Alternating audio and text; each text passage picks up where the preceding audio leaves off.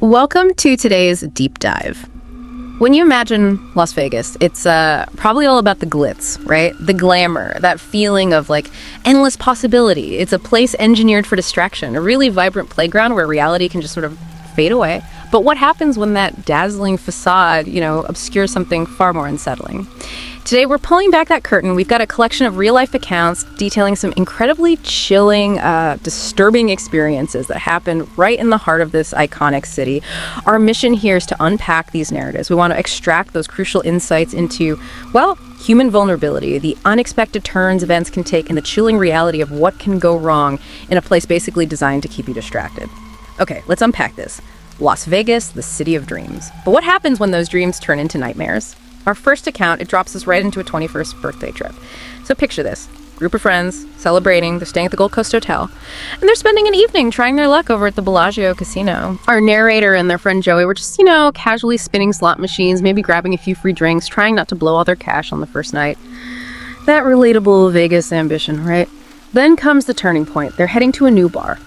Our narrator does that quick pat down we all do, keys, phone, wallet, and then that instant, just sickening feeling. An empty pocket where the wallet should be. Their friends, already eager for the next stop, they just kept going. But Joey, being a good friend, gave them his key card. Said something like, check the hotel room if Bellagio comes up empty. Feeling like the trip was basically ruined already, our narrator ran back to the Bellagio, retracing every step, checking the slot machine area, then hitting up lost and found. Nothing. Absolutely nothing. So it was back to the Gold Coast. Our narrator gets to their room, tries Joey's key card, flashed red a few times. They even rubbed the card on their shirt thinking maybe it was smudged or something. Next try, beeped green. Finally. They open the door, and this frantic search begins in what looked like a totally empty room. Clothes pulled out of suitcases, digging through bed sheets, checking under beds, under pillows, nothing. Absolutely nothing. At this point, the panic must have just been overwhelming. How does that kind of high-stress situation impact someone's ability to even, see what's really around them? Oh, it's profound, actually. Yeah. The key insight here is how that mounting frustration and stress, especially when something so vital, like a wallet, is gone. It can trigger what psychologists sometimes call perceptual blindness. Your brain, it's so overwhelmed by the immediate problem, the locked wallet, it literally starts filtering out other cues. It makes us way less attuned to subtle warning signs. You're laser focused on the missing item, and you can become completely oblivious to a far greater, maybe even lurking, danger. Wow. And then they make the phone call to the front desk, right, asking about the lost wallet. The desk worker puts them on hold, comes back, asks their name, but then the call takes this really bizarre turn. The worker asks, "Sir, didn't I speak to you just now at the front desk when you asked me what room number you were in?" And our narrator is just utterly confused because they've been gone for nearly 2 hours, running around the Bellagio, coming back. The desk worker insists, no, it's within the past 15 minutes. But that just wasn't possible. So what's the significance of that baffling interaction when the timeline just doesn't add up at all? Well, that's precisely the point where the story shifts, doesn't it? It goes from a simple lost item to something far more sinister. Looking at the bigger picture, that phone call strongly suggests an unsettling presence. Or maybe a prior interaction involving an imposter who had already gathered information. It just chillingly implies someone else was using the narrator's identity, or maybe just their appearance, to get crucial details. Like the room number. It completely unravels what you thought was happening. So, still reeling from that really weird call, our narrator checks the one closet in the room empty. Then they look at the bathroom. The door is shut. They yank it open, expecting it to be empty, and look at that way at first glance. But when they turn down the bathroom light, just to look in the mirror for a second, they instantly noticed it. A shadow through the shower curtain. It was undoubtedly a person in there, casting a shadow that looked, they said, taller than them. The immediate reaction, just pure adrenaline. Flee the room, call hotel security. And within 5 minutes, 2 large security guys in shirts were there. Our narrator is pointing at the door, yelling. Inside the room, security finds a man, maybe 30-something, wearing a covered mask over his mouth, hands in the air, and security finds the wallet, right there, in his pocket. And this just begs the question, doesn't it? About the alarming ease with which a determined intruder could potentially gain access using what seems like innocuous information. The man actually admitted it. Said he found the wallet outside the hotel, went to the front desk, asked for the room number associated with the ID inside, and then just let himself in. It really highlights a critical lapse, potentially, in security protocols. Where a simple inquiry could lead to a really dangerous breach, it's just a chilling reminder that information we might think is harmless can absolutely be weaponized. Yeah. And even though no one was physically harmed, thank goodness the impact was profound, the narrator realized how much worse it could have been, especially if they had, decided to actually open that shower curtain. Their friends apparently hardly believed the story until the security guards backed it all up later that night. A real wake-up call for how fast a fun night can turn absolutely terrifying. Okay, so leaving the Gold Coast sort of quiet chills, we're moving now to a location with a much more well-documented and frankly devastating past, Bally's Hotel. Our next account takes place there. Now, Bally's, it used to be the MGM Grand, and that was the site of a truly devastating fire back in 1980. It tragically killed 85 people, mostly due to smoke inhalation. Our narrator, with 3 friends, found the room rate surprisingly cheap for a specific weekend, something they didn't really think much about at the time. What they maybe didn't realize was that apparently online reviews were filled with reports of strange paranormal stuff, and even people mentioning a lingering smell of smoke or burning, especially on the upper floors. So the second night there, it followed a pretty typical Vegas script. Casinos, dinner, back to the room for some pre-gaming. We're heading out to the Omnia nightclub. Our narrator admits to blacking out after the club, somehow making their way back to their room. They were on the 17th floor, alone in the room, maybe around 3 in the morning, feeling sick. They heard it. That sounded like a child coughing. Right on the other side of the door. They sort of pull themselves together, check the people, nothing there. Oh, the corridor, totally empty. After throwing up and feeling a bit better, they laid down to try and sleep. Then the cough came again. Sounded distinctly like a young boy's cough. So when we hear stories like this, tied so directly to a place with such a tragic history, what's happening there, from maybe a psychological perspective? Yeah, from a psychological standpoint, what's really compelling is how a location's traumatic history can genuinely influence our perception. It can lead to phenomena like collective memory, or even things like pareidolia, where your brain interprets ambiguous sights or sounds through the lens of that known tragedy. You sort of see or hear what you might expect to subconsciously. And those documented reports you mentioned about the lingering smell of smoke, especially on upper floors, noted by other guests, that definitely adds to this unsettling context. It's almost as if the echoes of that tragedy somehow resonate, maybe making people primed to experience things in a certain specific way. Right. And the dread escalated really quickly for the narrator. The cough was heard again, then immediately followed by this ear-piercing ringing sound and a flashing red light. It was the smoke alarm in the room. And with each blink of that flashing light, this terrifying visual emerged. A person standing in the corner of the room. It looked like a young boy facing the door. Our narrator looked closer, and on maybe the 4th blink of the light, they just started to scream, crawling backward out of the bed onto the floor, just pure terror. One particularly unsettling aspect of this specific account is the consistency. The reports from other guests who apparently also witnessed or heard a boy coughing, specifically on the 17th and 18th floors. This really raises an important question about how powerful shared experiences or even, collective suggestion can be in these situations.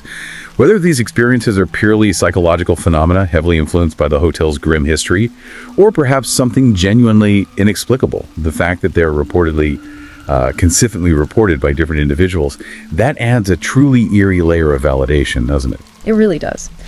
So the apparition, or whatever it was, disappeared. And maybe a minute later, the smoke alarm just turned off. Our narrator's heart was just racing for the next 10 minutes, understandably.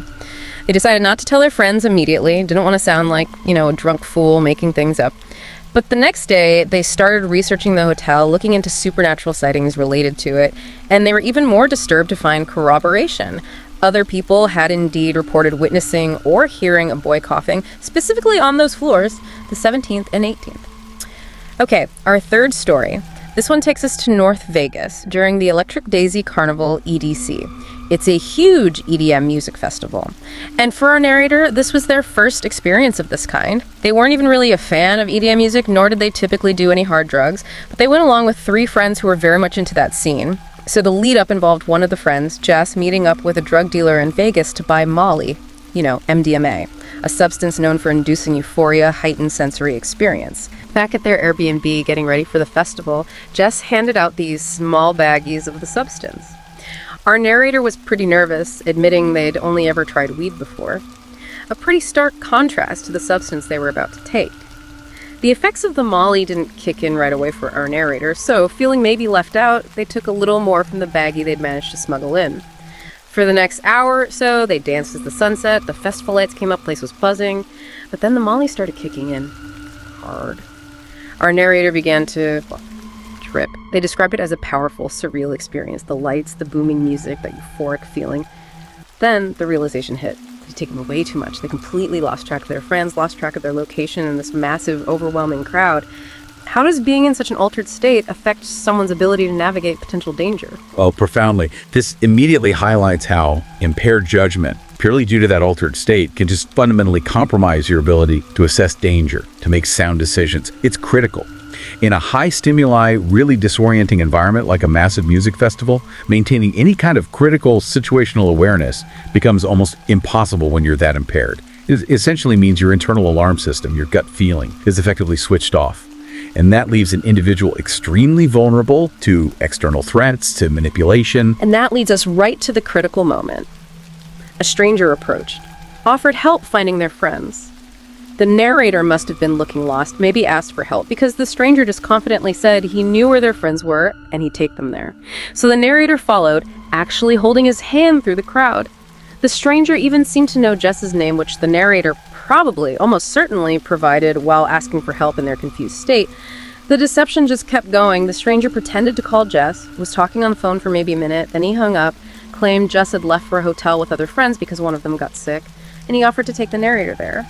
In their confused, altered state, the narrator just said, okay, didn't question it. He called an Uber, they got in. The stranger even asked for the narrator's phone number, and they just gave it to him. Still not seeing any red flags at all. This kind of manipulation, especially in that chaotic setting, seems incredibly effective. It really is. And a crucial question arises here about how quickly and how effectively manipulators can exploit that confusion, that desire for help. This scenario perfectly illustrates something called the illusory truth effect, maybe being at play, especially in that vulnerable state. When your critical faculties are compromised, repetition and confident assertion like the stranger's claims about knowing Jess, knowing of the hotel, can very quickly be accepted as truth, even if they completely contradict reality. These predatory tactics work by building this false sense of trust, of normalcy, making the victim believe the manipulator is just a helpful ally. It's chillingly effective. So then, in the Uber, the dawning realization. Our narrator happened to look at the driver's screen, saw the destination, 15 miles away. Hey. And it just hit them. Why did this guy say their friends went to our hotel when they were staying at an Airbnb? Big difference. They asked the driver, where are we going? Whatever the driver said, it made it crystal clear this was not the Airbnb. And then the terrifying confrontation in the car began. Our narrator asked the driver to turn around, please turn around. But the stranger sitting next to them started claiming he was their boyfriend, telling the driver they were just incredibly drunk and needed to get home, trying to override them. Our narrator started to scream, he's not my boyfriend, I just met him, please. Eventually, thankfully, the driver believed them, stopped the car, kicked the man out.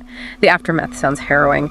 The narrator, crying, asked the driver to take them back to the festival, but was told, re-entry wasn't allowed, strict rules. So the driver took them back to the Airbnb instead, and actually waited until they saw the narrator get safely inside, which was good of them. Later, though, a barrage of disturbing texts started arriving from the attempted kidnapper, who now had their number. Our narrator's sobering reflection was just chilling. This first experience with a hard drug had profoundly blurred their judgment, almost leading directly to a kidnapping. They realized the stranger never truly knew their friends, never actually spoke to Jess. They had likely just given him Jess's name while desperately asking for help earlier. Just picked up on that one detail. So what does this all mean? We've heard 3 distinct, pretty harrowing accounts now. They seem to go beyond just mere coincidence, right? These aren't just isolated incidents. They seem to weave together this tapestry of vulnerability, often in unexpected places. What connects these stories for you, looking across all 3? Yeah, I think what really connects them is this profound look at the fragility of safety, even in places we think are controlled, like hotels. And it highlights the immense dangers that can arise from impaired judgment, or just being in unfamiliar situations. The Bally's account also brings in that element of the persistence of the past. How unseen histories can subtly, or maybe not so subtly, affect our present experiences. Ultimately, knowledge is most valuable when it's understood and applied. And these narratives, they aren't just scary stories to tell in the dark. They're truly vital lessons in situational awareness and trusting your gut. They really are. It makes you realize how incredibly quickly a situation can escalate from normal or even fun to dangerous. So how do we process these kinds of stories? How can we, become more vigilant without maybe fostering paranoia, especially in places we generally assume are safe? That's the key balance, isn't it? It's really about recognizing the importance of trusting your instincts. understanding your own vulnerabilities in different situations, and just being aware that even in places designed purely for distraction and fun, like Vegas, like festivals, unexpected dangers can absolutely arise. It's about building a kind of mental toolkit for assessing your surroundings, not about living constantly in fear. Right. See, to sum it up then, Las Vegas, like really any place, it has its hidden undercurrents of danger. And understanding these real-life accounts gives us some valuable insights into personal safety and just the power of the unexpected. So it leaves us with this maybe compelling thought for you, the listener. How do our perceptions of a place fundamentally influence our vulnerability within it? And what crucial aspects might we be missing in the places we frequent every single day? Thank you so much for joining us on this deep dive. If you found this captivating or even just thought-provoking, please remember to subscribe, share it with someone who might find it interesting, and maybe leave a review for the deep dive. It really helps us continue exploring these kinds of fascinating topics together.